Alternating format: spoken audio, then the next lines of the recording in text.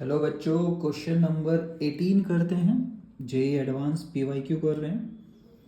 इसमें बोला गया है कि एक एक्सपेरिमेंट में m gram of compound x लिया हुआ है। x कुछ भी हो सकता है, solid, liquid, gas. Taken in a container is loaded in a balance. हुआ उस सैंपल को बैलेंस में लोड कर दिया ऐसे करके। ये सब स्टोरी है, अभी असली मुद्दा आएगा। फिगर 1 में देख सकते हैं, in the presence of magnetic field, है ना, वेइंग बैलेंस टाइप है। तो मैग्नेटिक फील्ड लगाएंगे, pan x with pan x is either deflected upward, magnetic field से अवे, या मैग्नेटिक फील्ड के टूवर्ड्स। दो ऑप्शन है एक्स के पास जाने का।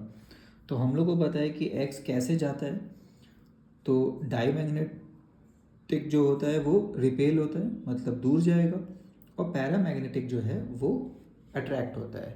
तो इस केस में अगर पैरामैग्नेटिक अपवर्ड क्वेश्चन आया, सॉरी, अब अगर हमारा पैरामैग्नेटिक कंपाउंड आया तो हम लोग बोलेंगे कि वो जा रहा है डाउनवर्ड, क्योंकि वो मैग्नेटिक फील्ड से अट्रैक्ट होता है। और अगर अपना डाईमैग्नेटिक आया तो हम लोग बोलेंगे वो अपवर्ड जा रहा है। ठीक है, क्योंकि डाईमैग्नेटिक तो रिपेल हो जाएगा। अब ये मल्टीपल करेक्ट वाले क्वेश्चन है फिर से। तो कंपाउंड एक्स का डिफरेंट डिफरेंट ऑप्शन दिया हुआ है।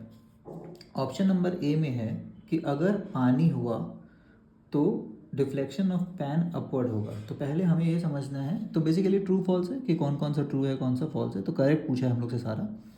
तो इसमें बोला है कि पानी अगर है तो पानी में टोटल इलेक्ट्रॉन गिननी चाहिए। अगर नहीं समझ में आता है, पहले से नहीं पता है, तो एक काम कर सकते हैं, टोटल इलेक्ट्रॉन गिन सकते हैं एक मॉलिक्यूल में।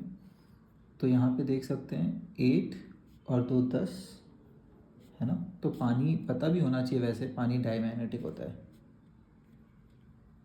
तो इवन नंबर ऑफ इलेक्ट्रॉन अगर है तो नहीं पता है, तो हम लोग डाईमैग्नेटिक का गेस ही करेंगे और आगे बढ़ जाएंगे। बी ऑप्शन जो है उसमें है K4FeCN6।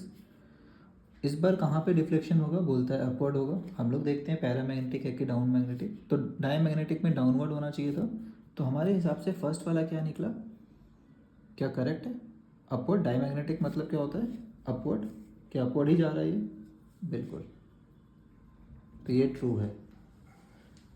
तो सेकेंड ऑप्शन जो है, deflection of the pan is upward if X is इतना। तो आयरन का, इसका कैसे पता चलेगा अपने को? मेटल से पता चलेगा। और अनपेयर्ड इलेक्ट्रॉन है कि नहीं है। यहाँ पे चार्ज कितना है, पोटेशियम में टोटल 4+, तो ये 4- हो गया। तो Fe को x मान लेते हैं, 6 × -1 इज इक्वल टू -4। x क्या आया, +2। आयरन का एटॉमिक नंबर 26, तो S2D6। और +2 क्या होगा, Fe2 + S0D6। ठीक है। फील्ड कैसा है, स्ट्रॉन्ग फील्ड लिगेंड है। तो क्या पेयरिंग हो जाएगा सारा का सारा? बिल्कुल, सारे के सारे 3 बॉक्स में हटा दिए जाएंगे, क्योंकि स्ट्रॉन्ग फील्ड लिगेंड पेयरिंग कर सकता है। ठीक है, C option. If X is O2, deflection of the pan is downward. तो ये तो पुराना MOT रिलेटेड क्वेश्चन हो गया। तो ये अपना क्या आया था, डाईमैग्नेटिक, है ना। और डाईमैग्नेटिक के हिसाब से ये भी करेक्ट हो गया। तो इसमें क्या बोला था, अपवर्ड जाएगा। तो ठीक है, डाईमैग्नेटिक रिपेल होता है, डाईमैग्नेटिक तो अपवर्ड ही जाना चाहिए। सेकेंड, O2 जो होता है 16 इलेक्ट्रॉन, और हम लोग को पता है इवन नंबर में 2 ऑप्शंस होते थे जो इवन नंबर होने के बावजूद पैरामैग्नेटिक हो जाते थे।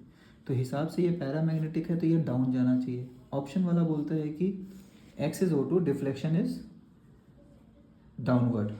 तो क्या ट्रू हुआ, ऑप्शन नंबर सी। बिल्कुल, ये भी लग रहा है ट्रू है, सब एक ही डायरेक्शन में है। डी ऑप्शन देखते हैं। यहाँ पे बेंजीन आ गया, फिर से देखिए C6, मतलब इवन 6 में कोई भी इलेक्ट्रॉन इंटू करेंगे, कार्बन में जितना भी है मान लेते हैं, वैसे तो 6 है, तो इवन ही आएगा। तो इवन नंबर ऑफ एटम्स है, तो ये तो ऐसे भी इवन ही होना है। और इवन नंबर को हम लोग क्या बोलते हैं कि ये क्या होगा, डायमैग्नेटिक होगा।